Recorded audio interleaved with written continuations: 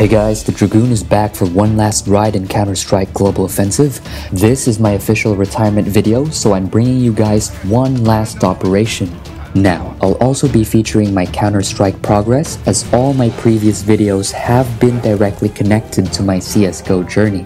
So, to pick off from where I left in Vanguard, during the last month of the operation, I struggled with 160 to 300 ping, thanks to our internet service provider's IP address tunneling problem.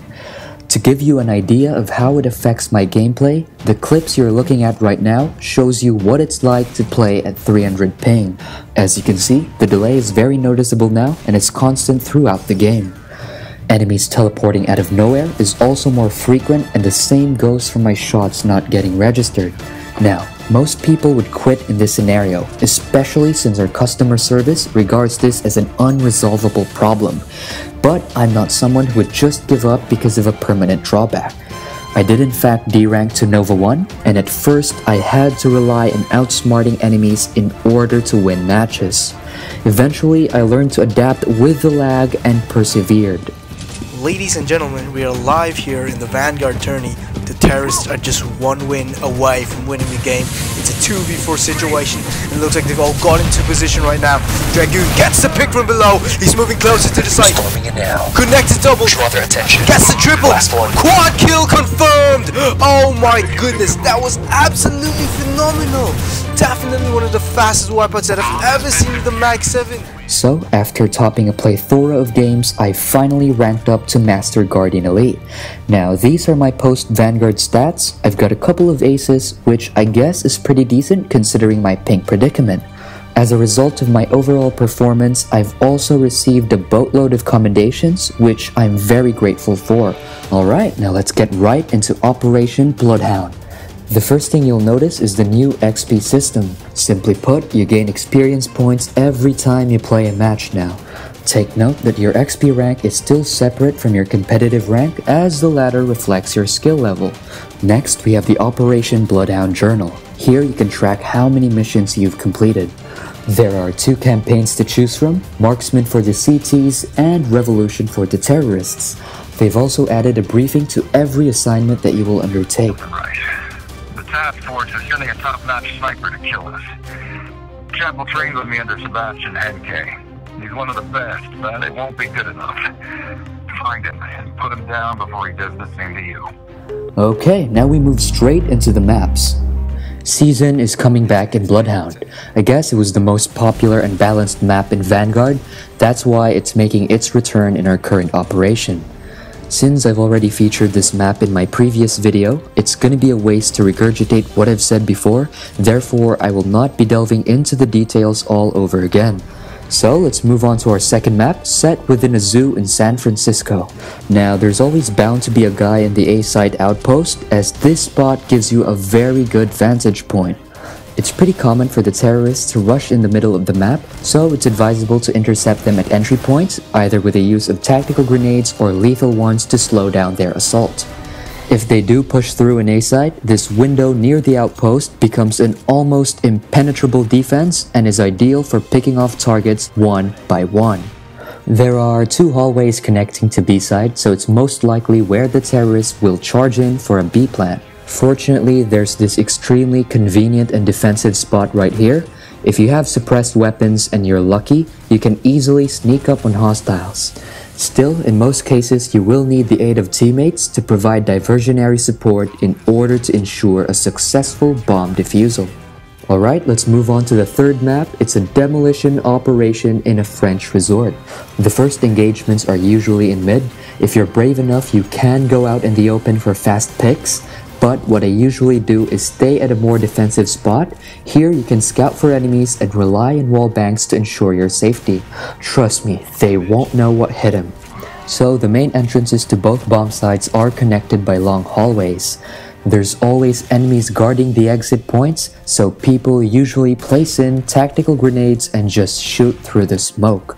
Once you've gotten to the site and planted the bomb, all you have to do now is to properly defend it, and kaboom! Mission accomplished. Okay, the fourth map on the list is called Agency.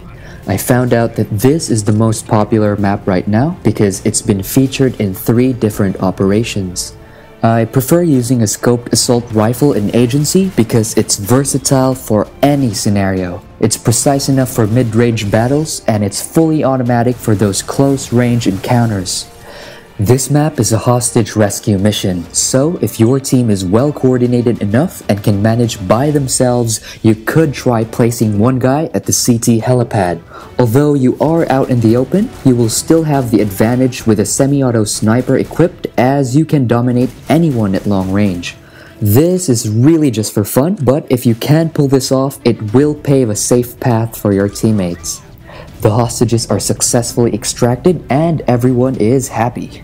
Well, except for the terrorists, of course. Alright, our second to the last map is called Log. This brings a refreshing new ambience since most of the CSGO maps are established in urban warfare. Because Log is set in a jungle, it's actually quite common to sneak up on wandering hostiles, so you really have to watch your back because getting flanked happens frequently in here. For the CTs, there's an outpost in A site that can be used for long-range picks.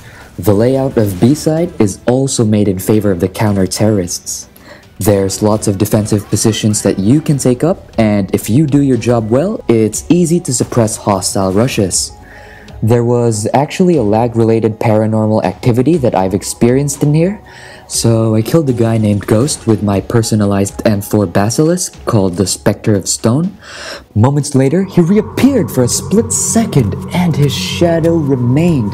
Now how creepy is that? Okay, moving on. For the T side, it's crucial to always check your corners. If you are cautious, it's easier to secure the bomb site. You can even place the bomb in strategic positions so that you can defend it with ease. Play your cards right and you will win the round. Now I am getting out of this map before that ghost suddenly reappears. This is it. For our sixth and final map, we have a bomb defusal mission set in the rails of Detroit.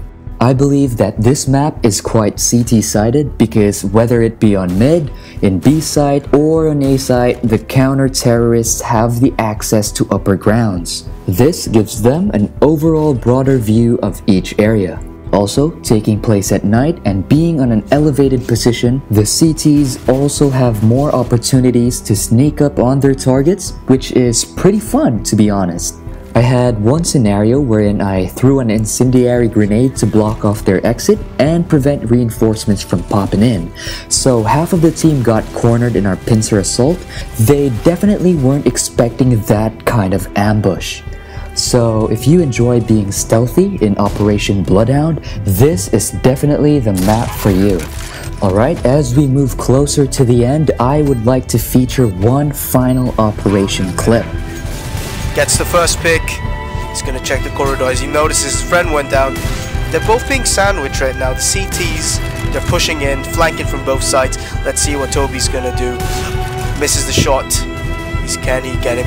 Ooh, nice wall bang! Brilliant tactic using that glass as strategic cover. The quick scope connects! 4 down, 3 to go. Bomb is dropped right there. He's gonna attempt to get the bomb. It's a 1v3 situation right now. He's gonna go to A. He's got 25 seconds left on the clock and he gets the pick of a headshot. Nice one from Toby. My goodness, he has 18 seconds left. He's got plenty of time.